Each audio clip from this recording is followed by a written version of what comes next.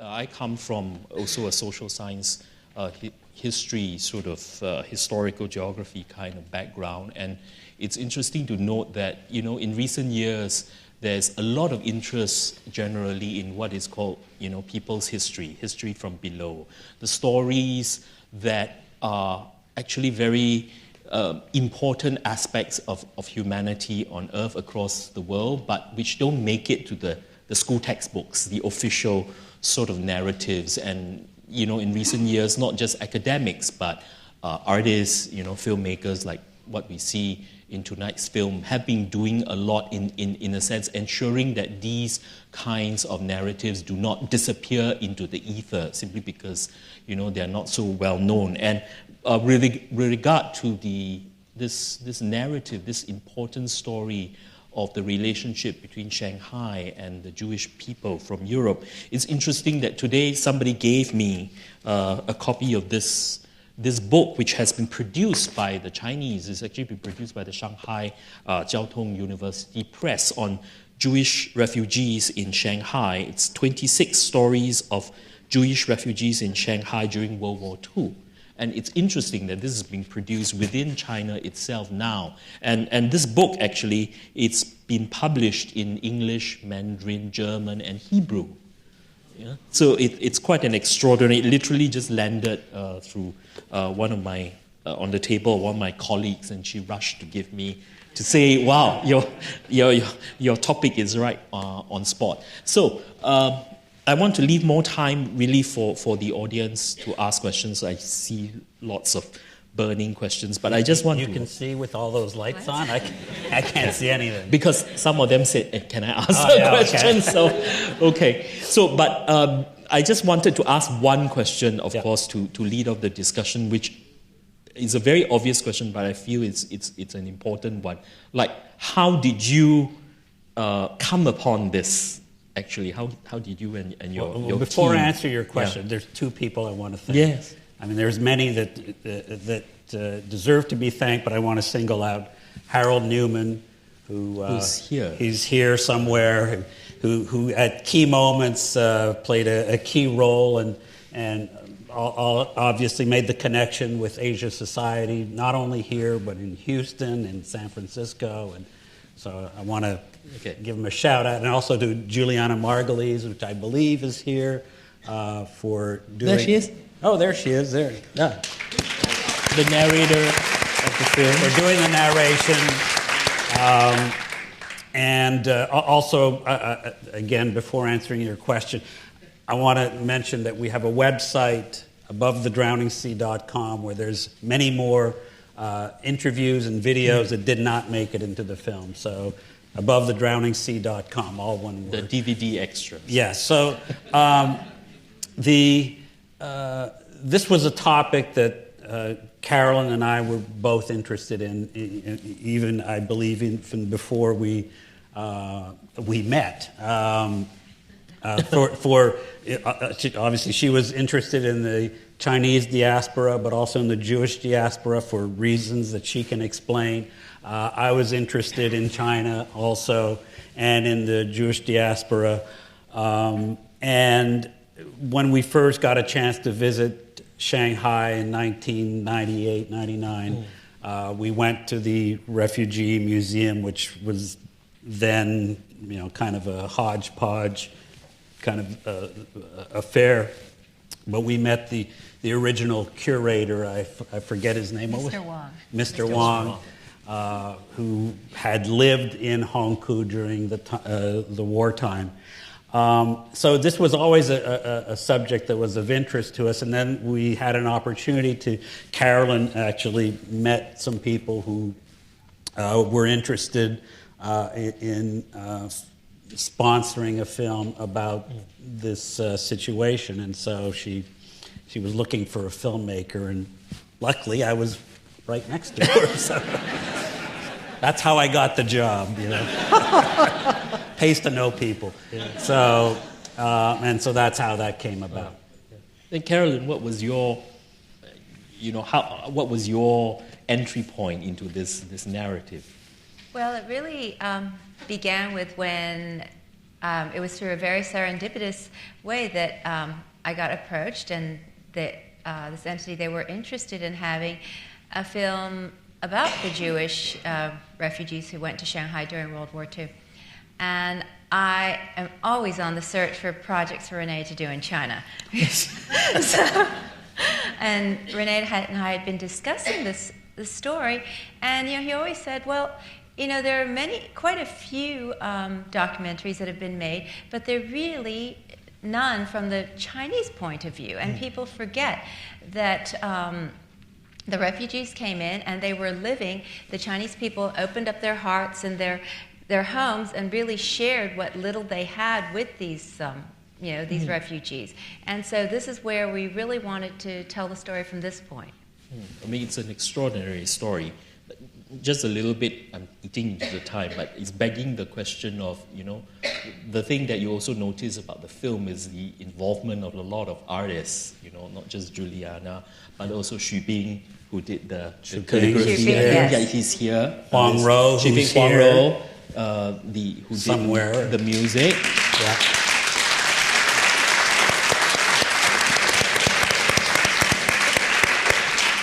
And Su Haobing, who did the piano, who was playing. As we can see in the credits, I mean, it's a really kind of film that is also crossing sort of genres, And I know, like Carolyn, you've always been very intimately also involved with visual artists and artists of all flavors in China, and it's quite interesting that they've all woven themselves into the fabric of this film.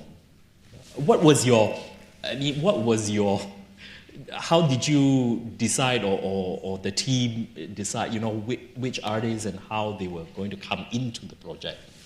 Well, I think it was a rather organic process, starting with, the music. 100 Birds Worshipping the Phoenix is my uncle Wang Jianzong. It's his composition. And so we really felt, and Su Haobing was his student. My uncle's no longer with us here today. So we felt this was it was a tribute to him, starting with the music. And then when we wanted the background for, calligraphy is so much a part of our Chinese culture. And who better than Xu Bing? Yes. To provide the square word calligraphy. Yes. We've been friends with Xu Bing, with Huang Ro, and Xu Bing and I had done a project together before, and Huang Ro and I are always looking for something to do and together, so you just turn to your friends. So. It's very elegantly done. So I want to throw the floor open to the audience for questions. There, and the people there with mics. So if you put up your hand, somebody has to spot for me. I really cannot see. Questions? There's one right in the middle. Yes. Let's start with the. Can you just wait for the mic so we can hear you? Right in the middle. Or just talk very loud. Yeah. Okay. Then after that, the gentleman in the middle. The first question I have is, there were Jews in Shanghai before the refugees from Germany and Austria got there, as you recognize in the film, the Kaduris, for example. Yep. Now, for some years, they were interned by the Japanese during the war, but there were years before and after. And do you know anything about the relationship between those who came before the European refugees from Hitler and those who were already there? Well, as we mentioned, the Kaduris and the Sassoons were very wealthy, and they provided soup kitchens. Obviously, we saw the trucks they provided, but they provided soup kitchens and schooling for the refugees, for the first wave of refugees that came. But everything changed in 1942, and that's when they either became interns or maybe they were able to, some of them were able to move out of Shanghai, and then after the war, many scooted away to Hong Kong, etc. And the Jews themselves, gradually moved away to Israel. So some of the, as you saw, William Eisner took a boat and his family took a boat to San Francisco and then traveled by close train because we Americans didn't want to allow them to settle in the U.S., and so they took a train across the U.S. and then got on another boat for Italy and then Israel, and eventually came back. The Kaduris and Sassoons Went to Hong Kong. Yeah, they went to Hong Kong and still maintain some business interests in China. Really, what did they own? Still own the Peace Hotel for a while? Yes, until they donated to the government. Yes, I donated to the government. and eventually, after liberation, another kind of interesting word, but after liberation, the foreigners were encouraged to leave. Some Jews in Shanghai took several years to find countries that would take them, and I think basically the last ones left in 1958. A couple of Jews stayed. Sidney Rittenberg, for example, who edited the China Daily and who died in Beijing not too long ago. So, Sydney's still alive. I'm thinking of, who am I thinking of? Yes, sorry. I'm no expert. I just make movies. So. But once there were the Jewish who had their political thoughts were more with the new government that came in 49, and they're the ones who stayed on. Yeah. There was a question up there. On the creative side of the film, what inspired you to do the animation? It was done so beautifully, and just a great addition to your amazing film. Well, it was a way of, first of all, of showing things that we had no other, there's only so much talking heads that you can take in a film.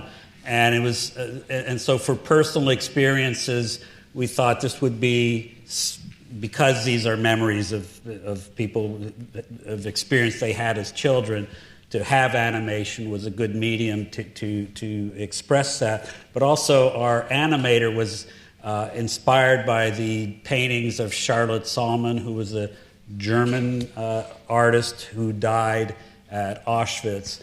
And so she was inspired by this kind of naive painting style. And so it fit in very many ways into our narrative. And it's also very compatible with, in a sense, their memories of when they were children. Right. So it's very compatible with the sort of worldview, how a child would look at them. Yeah. So, I mean, everybody in this film was a child at the time of the events, and luckily they generally have a positive memory of their experience. Obviously, refugees today, many of the children that we saw there, you have to wonder, well, what kind of memories are they going to have of their experience as refugees? Next question. There was one behind. I seem to have lost. First of all, let me just say one thing. I really enjoyed the film. It was great.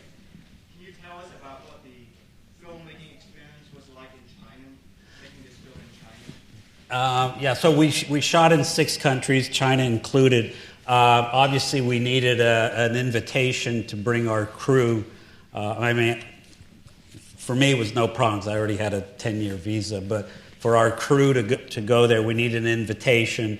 And so with some finagling, we got an invitation from SMG, Shanghai Media Group, and we got a permit to film there, but they didn't control anything. And we would ask them, well, can we shoot here? So, oh, no, very difficult to get permission. Oh, no, very difficult. So we wanted to shoot at the mouth of the Huangpu River, in the Yangtze Delta, and they said, oh, no way you're going to be able, there's military facilities along the shore, you'll never get a permit. And so, I figured, well, there's an island there, and there's ferries that cross the mouth of the Yangtze, and why don't we just drive down and see if we can get on a ferry and shoot whatever. So we drove down there, and we get to the ferry, and it's an enclosed kind of ferry where you sit inside, and there's these dirty windows on both sides, and so we're getting in, and we're inside. We have our camera, and one of the I guess they're not stewardesses, but one of the attendants there's asked us, well, what are you doing here? So, well, we're shooting a film about Jewish refugees in Shanghai. I said, well, why are you shooting it here? Here, why don't you go up to the top deck where the captain is, and you can shoot whatever you want there. It's much clearer. So that's China. There's the official bureaucratic China, and then there's the Chinese people. And the Chinese people are very easy to get along with. That's great. The gentleman in front. Yeah. With the blue shirt? There's Yeah. someone, yeah, there. Oh, No, just talk loud. shout loud. And then Hal. First of all, congratulations on this fantastic movie, and Thank you. Thank you all for bringing back this piece of history for us we can study and get to know it. So I guess my question is really focused on the whys, right? So I guess you guys probably have a more personal connections with the people that you interviewed, and especially who experienced that piece of history. So I just wonder, everyone has sympathy for people that suffered. So you think for that piece of history happened is because of actually Shanghai people experienced or suffered the same thing? That's why let this kind of things happen, or there's another reasons. I just wonder, also you bring back to the refugee stuff that we are happening today. So I just want you have additional thoughts on that. Well, my co-director described it in an interview that this was kind of a miracle, because usually when you put two different groups of poor people together, really poor people, they fight over the tendencies. You think they're going to fight over whatever meager resources they had, and this was the complete opposite. And as to the why, I'm sure sociologists could say, I just believe in the innate goodness of people, so that's what I attribute it to. And I think the recognition that in some way all of us are where we are because, they always say this is a nation of immigrants. Well, this is a planet of immigrants, of refugees, and there's always movements of populations, and we're where we are because at some point, whether it's 50 years ago, 10 weeks ago, or 1,000 years ago, somebody told our ancestors, yes, you can stay here, and it's okay. And I think in some way we all know this. We all depend on the kindness Just of strangers yes. at some point. I think we have time for one more question. Hal? One of the things I related to most personally in the film, which was very emotional, I was very emotional in watching the film, was when one of the elderly gentlemen, Chinese gentlemen in the picture, talked about his childhood and how he was then, and he said something which resonated with me right away. He said, I have trouble remembering 2 months ago, but I remember my childhood. I was thinking maybe I'm a little older than him because I have problems with 2 weeks ago, but not with the Second World War, remembering the Second World War and the Depression. But one of the things, I was meeting somebody just outside after we both were coming out of the men's room, and we looked at each other, and I've known him over the years, and he introduced himself to me again, and we both had the same thought at the same motion at the same moment, and that was our common humanity. What you felt very strongly in this was the connection between people, between the Chinese people, between our culture. It was very moving to see that connection on a very human and warm basis.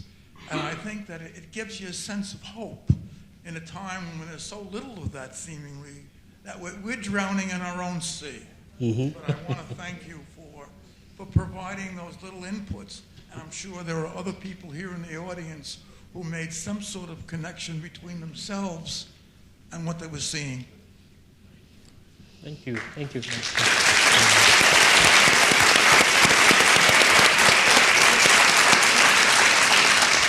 One more question here. We have time for one last. Right there. Yeah. Yes. Thank you for making this extraordinary film. It was incredible. I had no idea of the story. And It's my brother-in-law, by the way, so he's winning points now. So I wanted to know how you discovered this story, but I also wanted to know how you found all the incredible people that you portray in the story. And I have a second question. Well, okay, so that's my brother-in-law. He gets 2 questions. Have you sent a copy of your film to Donald Trump? Because he needs to see it. If I had a 30-second version, I would send it to him because I think that's what his attention span is. Carolyn is the one who introduced me to this story many, many years ago. And she can explain how she came across this story. I think she might have heard it from her parents, from relatives that she still has in Shanghai, and I think it was just part of growing up and hearing about Shanghai before liberation. And it's not only, for me growing up outside of China, often my parents would meet Europeans who would hear my parents speaking Shanghai dialect, and they would walk over and they would say, "Oh, it feels just like being home again." And they would explain that they had gone to Shanghai during the war, during World War II, and they would start up a conversation. So growing up, this was quite a common occurrence.